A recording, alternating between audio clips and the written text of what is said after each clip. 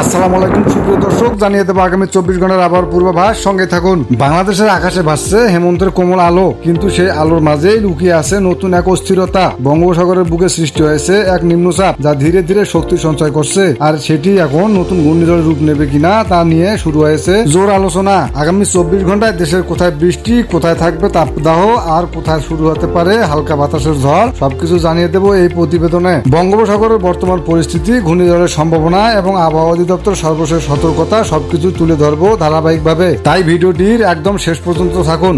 আর আপনি কোন জেলা থেকে দেখছেন, আপনার জেলার নামটি কমেন্ট বক্সে লিখে যান। আর প্রতিদিনের আবহাওয়ার আপডেট পেতে ভিডিওটিতে একটি লাইক দিয়ে চ্যানেলটি সাবস্ক্রাইব করে দিন। বর্ষার বিদায়ের পর হেমন্তের শুরুতেই দেশের আকাশ এখন পরিষ্কার, তবে দক্ষিণ দিগন্তে জমছে নতুন উদ্বেগের মেঘ। ভারত মহাসাগর থেকে উড়ে আসা স্যাঁতস্যাঁতে বায়ু বঙ্গোপসাগরের বুকে একটি নিম্নচাপীয় ঘূর্ণি সঞ্চারণ তৈরি করছে। আবহাওয়া অধিদপ্তরের সর্বশেষ তথ্য অনুযায়ী এটি এখন দক্ষিণ পূর্ব বঙ্গোপসাগর এবং আন্দামান সাগরের মাঝামাঝি অবস্থানে রয়েছে। বিজ্ঞানীরা জানাচ্ছেন, সাগরের তাপমাত্রা বর্তমানে 30 থেকে 31 ডিগ্রি সেলসিয়াস, যা ঘূর্ণিঝড়ের জন্য খুবই অনুকূল পরিবেশ। যদি এই নিম্নচাপ আগামী 24 থেকে 48 ঘন্টার মধ্যে আরো সংঘটিত হয়, তবে এটি ডিপ ডিপ্রেশন বা গভীর নিম্নচাপে পরিণত হতে পারে। সেই অবস্থায় এটি ঘূর্ণিঝড়ের দিকে অগ্রসর হওয়ার সম্ভাবনা থাকে। এদিকে বাংলাদেশ আবহাওয়া অধিদপ্তর জানিয়েছে, বর্তমান নিম্নচাপের গতিপথ উত্তর ও উত্তর পশ্চিম দিকে, অর্থাৎ এটি যদি ঘনীভূত হয় তবে এর প্রভাব পড়তে পারে ভারতের পূর্ব উপকূল, বিশেষ করে অন্ধ্রপ্রদেশ, উড়িষ্যা ও পশ্চিমবঙ্গের উপর, আর সেখান থেকে ধীরে ধীরে সেটি বাংলাদেশের উপকূলে প্রভাব ফেলতে পারে। আজকের আবহাওয়ার দিকে তাকালে দেখা যাচ্ছে, বাংলাদেশের অধিকাংশ জায়গায় আজ আকাশ থাকবে আংশিক মেঘলা থেকে পরিষ্কার।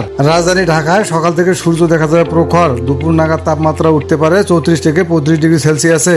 বিকেলের দিকে কিছুটা গরম কমলেও বাতাসে থাকবে আর্দ্রতার ছোঁয়া। চট্টগ্রাম, কক্সবাজার ও পায়রা উপকূলে আজ সকাল থেকে সমুদ্র কিছুটা উত্তাল। জেলেদেরকে গভীর সমুদ্রে না যেতে বলা হয়েছে, কারণ নিম্নচাপের কেন্দ্রবিন্দু যদি সামান্য উত্তর পূর্ব দিকে সরে আসে, তাহলে সাগরে হঠাৎ ঝড়ো হাওয়া বয়ে যেতে পারে, যার গতি ঘন্টায় 30 থেকে 40 কিলোমিটার পর্যন্ত উঠতে পারে। খুলনা ও বরিশাল অঞ্চলেও আজ বিকালের পর থেকে আকাশ ভারী হতে পারে।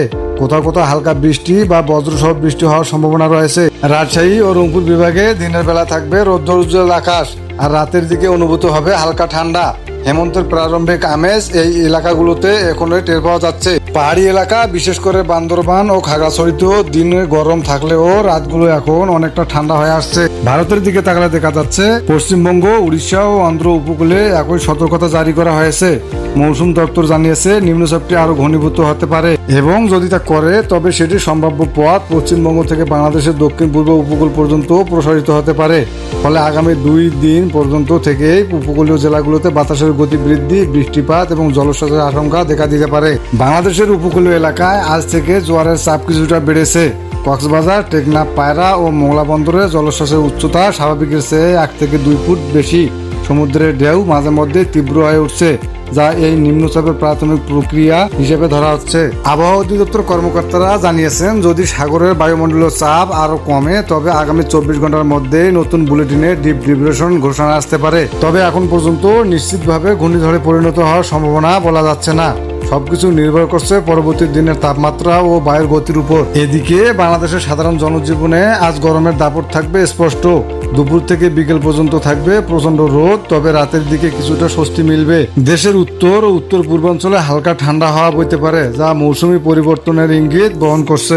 বঙ্গোপসাগর আজ শান্ত হলেও সেই শান্তির গভীরে জমছে অস্থিরতার ইঙ্গিত। আগামী 48 ঘন্টায় বলে দেবে এটি কেবল এটি সাময়িক নিম্নচাপ নাকি আসছে নতুন এক ঘূর্ণিঝড়ের বার্তা। এটাই ছিল আজকের আবহাওয়ার প্রতিবেদনে। আমি ছিলাম মোহাম্মদ শামসুজ্জামান। পরবর্তী আপডেটে জানাবো নিম্নচাপের সর্বশেষ গতিপথ, ঘূর্ণিঝড়ে পরিণত হওয়ার সম্ভাবনা এবং বাংলাদেশের উপকূলীয় এলাকায় সম্ভাব্য প্রভাব সম্পর্কে বিস্তারিত বিশ্লেষণ। ভালো থাকুন, সুস্থ থাকুন, নিরাপদে থাকুন। ধন্যবাদ।